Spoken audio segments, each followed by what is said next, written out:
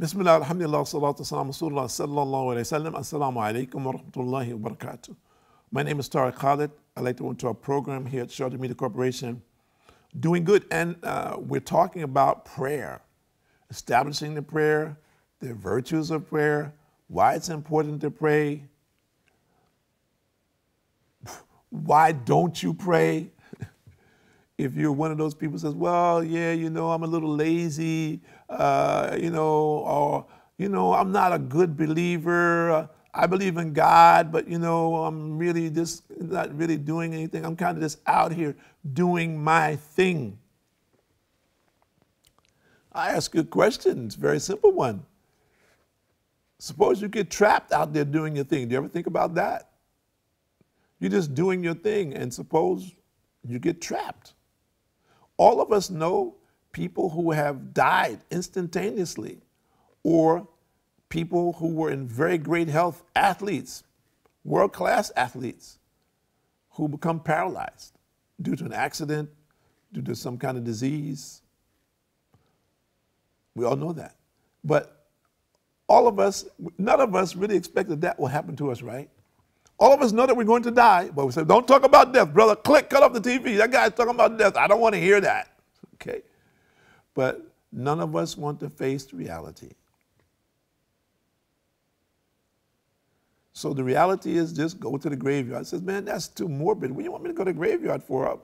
If somebody dies, maybe I'll go, but I don't want to go to the graveyard, man. I don't want to think about that. Well, the reality is that whatever we're doing now is preparing us for that in one way or another, either on the positive side or the negative side. It's a scale. We have a choice.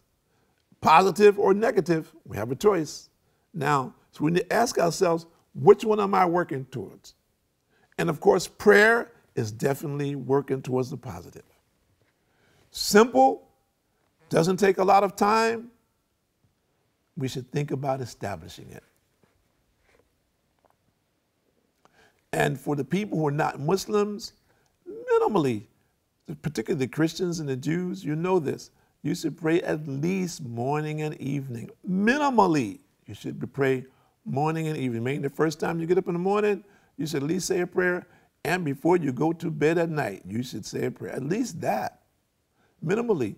This kind of godlessness that we're seeing is becoming dominant in modern society is a trick from Satan. It's a trick, and we're following this. So we're doing the lesser deeds to satisfy our desires. Satan says, oh, you got time to pray, man. Why don't you just go over here and do this? Boom, you go over here. Oh, yeah, and so comes. And next thing, boom, your prayer's gone. The time is gone, man. Finished. So we need to understand this sense of godlessness that we're finding in the world today is a trick from Satan to lead the people away from the belief in the one and only God and to worship him in the way that he has prescribed. The evil, and I will call it evil, that is being presented against Islam, and the intention that Satan is using to show negativity through Muslims who are not practicing Islam, and in many instances, those people are actors. We know this. They're not Muslims. They're acting like they're Muslims to present this false image about Islam, and Islam is bad, and Islam is like this, and the Muslims are terrorists, and so forth and so on. As an example, we know what is the real motive. The real motive is that the world would not understand what Islam really is, and all of those people who are dying daily will die without Islam, and they will end up in hellfire. This is the intention of Satan. We need to understand that. And people say, oh, brother, are you calling so-and-so Satan? I said, yes. If so-and-so is encouraging you to disobey the commandments of Allah, yes, he has become a tool of Satan. Regardless. Now people say, well, where I live from, people are like this, and we have situations. So it says, fine. Those situations those situations, what are you using as a means to judge the criteria of those situations? Because the criteria is not a man-made criteria. Sure, we have in our societies a man-made criteria which we have to follow so that we have some systems and methodology. But we have to understand something. Obeying the commandments of God are superior to this. We all of the men have to answer to Allah. The judges, the rulers, the CEOs, okay? They will all have to come before Allah. And they will have huge responsibility to account for. So common worshipers, we need to understand something. We cannot be taken away from the belief in Allah and focusing on our belief and propagating this, regardless of the circumstances. The result is a horror story. And we're seeing this today. People dying with no belief in Allah. People saying, well, listen, just take me and incinerate me and throw my ashes to the wind. As though you think that that's going to, you're going to get away. You're going to escape from Allah. No. You think that that's the end. You have chosen your own end because you have written this. This is what I want to happen to my body. I want my organs to be given in charity to people, and then my body to be incinerated and my ashes to be spread on the sea or the desert or just in the mountains. As that is your final contribution to humanity, and as a result of that, everything will be over. No, it will not. Allah says, more or less, every soul shall have a taste of death. Simple. Every soul will be brought back to life. Every soul will have to account for its deeds and actions. Every soul in the grave will have to answer to the angels. Yeah, you can easily say, well, brother, that's what you believe. We don't believe this. I said, your belief may be comfortable for you. It may be comfortable for you to think like this, but I ask you, what's the basis of it? Because people are saying, well, I need proof, brother. I said, well, fine. What's the basis of your belief that you think you will escape the judgment of Allah? We have more than 100,000 prophets who have come throughout the years, throughout the ages. We have recognition of more than 30 major prophets who invited the people or their people or whoever it was at their time to what? What belief? Commonly, we see consistently the same belief. The belief in one God, to worship him only and not associate partners with him. To worship him in the way that he has prescribed, that who that prophet came at that time, the people who came in contact with him were responsible for following him if they wanted to come under what? The protection, the mercy of Allah. It is not different today. People are saying, we know because Satan is saying, oh, those Arabs, oh, look at them. So we look at the news, we say, look at the Arabs, they're a bunch of terrorists. Look at those people, they're horrible. They oppress women. Look at them. So we are aware of why this is being presented in this fashion. Simply because the evil of Satan influences the hearts of people to not do anything. Well, I can't trust it. Oh, that Islam, that's an Arab thing. That's what those Arabs over there, the Quran is in Arabic, right? This is an Arab thing. Look at them. Look at their condition. Look what's happening with them. No, no, no. You know, I have my own thing. I said, oh, you have your own thing? Okay, fine. If you choose this, if you think you can be accountable to Allah, the creator and sustainer of all things, by having your own thing, then fine. I guarantee you, you won't. And for the person that says, well, brother, I don't believe you. I said, well, I challenge you also. For everyone who's out there who is in disbelief, whatever level it might be, I challenge you. I challenge you. And I challenge you, my challenge is a very simple one. And that is to pray to Allah regularly and ask Him if what you're doing is right. And some people says, well, I don't know Allah, and I don't know, maybe this is a trick. Not a trick. No trick. Where's the trick? There's no trick. If you don't believe that Allah exists, then nothing can happen. There's no light that can come into your heart. There's no guidance that comes to you. I'm not guiding you to anyone, anything. I said go directly to Allah. I didn't even say read the Quran. You can read the Quran as you like, of course. And many people have become enlightened by reading the Quran. I'm saying you said you don't believe in Allah. You don't need to worship Him. You don't need to pray to Him. You don't need to accept Him. And your life and your death is in your hands. And what you're doing in your life is based on your knowledge and your ability and your skill set. So if you believe that and you think that it's only that, then I'll challenge you with that belief, and that is pray to Allah and ask Him, is what you're following true? And what will be your demise if you continue to follow this path?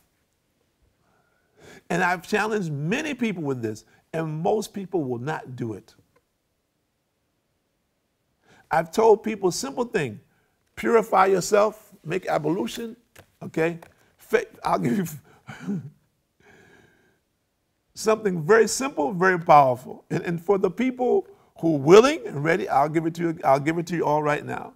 Make ablution, purify yourself, wash, okay? Find out the direction of Mecca from wherever it is that you might be in the world. Prostrate, put your head on the ground in your house, find a clean spot in your house, put your head on the ground, and address the one and only God. Say, I'm praying to the one and only God.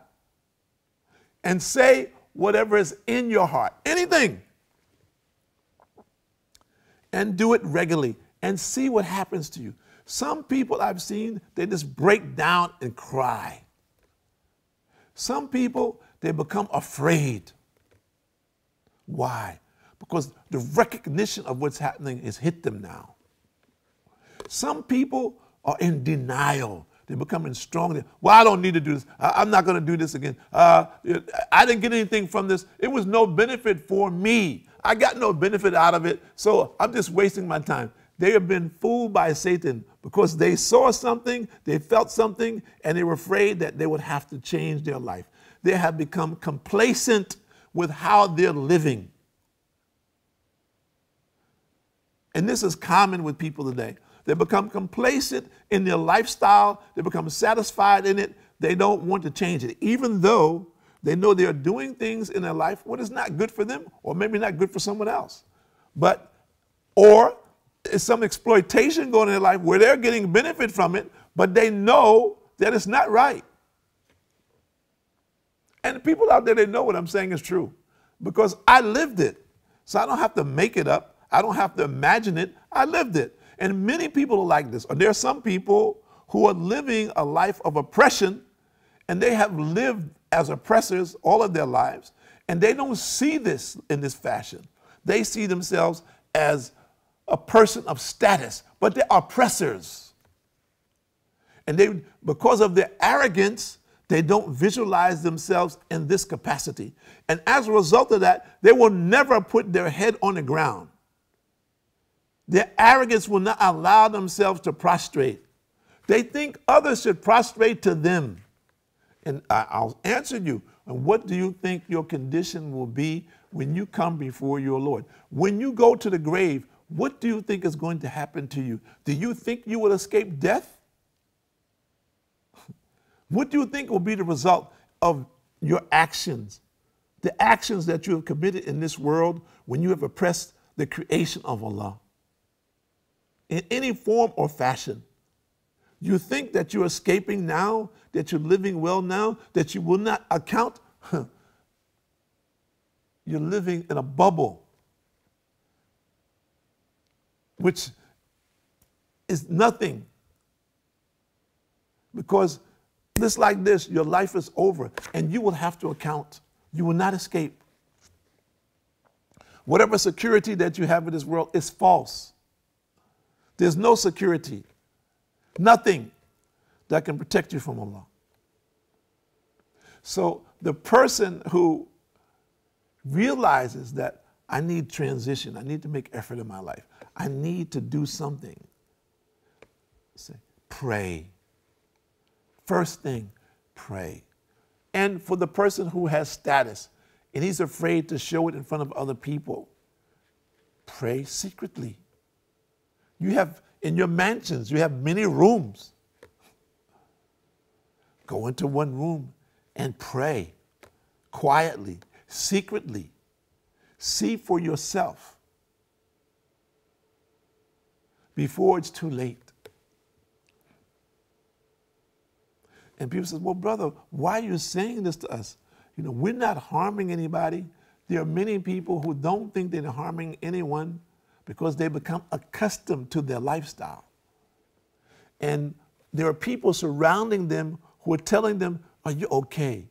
You're a good dude. Because those people are benefiting from whatever exploitation you're involved in. And sometimes the people surrounding that individual, they are the master exploiters. Think about this.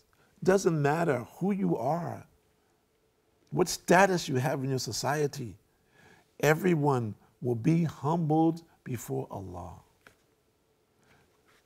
Everyone. And it starts in the grave. In the grave, we'll only have our actions. That's it. Deeds. That's it. Good and bad. That's what will be there with you. Everyone will be wishing for the mercy of Allah. Everyone, all of us. It's only the mercy of Allah that will make the grave a garden of paradise, spacious place for us until the day of judgment. Yes, there are people who say, well, man, this is a fantasy, man. I don't believe in that. I've been to the graveyard. There's nothing but dirt there. I've seen what the archaeologists do. What do they dig up? Bones. There's nothing. Well, that's for us to see in this world. The next world is different, isn't it? Can we see it? Some people, by Allah's mercy, they see in dreams. All of us have heard. The person dreamed that he was dead, or a person dreamed about someone that he knew was dead. As an example, all of us have experienced this in one way or another. So there is another dimension to our life in this life cycle, and that is unseen. So you can say you don't believe it, that's fine. And some people say seeing is believing, and we say seeing is not always believing. Believing and not seeing is seeing. Allah has created the unseen. We're believing. We believe in Allah. We believe in paradise. We believe in hellfire. We believe in the day of judgment. We can't see it. We believe in the punishment in the grave. And at the same time, we believe the grave will become expansive. A person will smell the fragrances from paradise and the rays of light from paradise in his grave. So that is not seen, but we believe.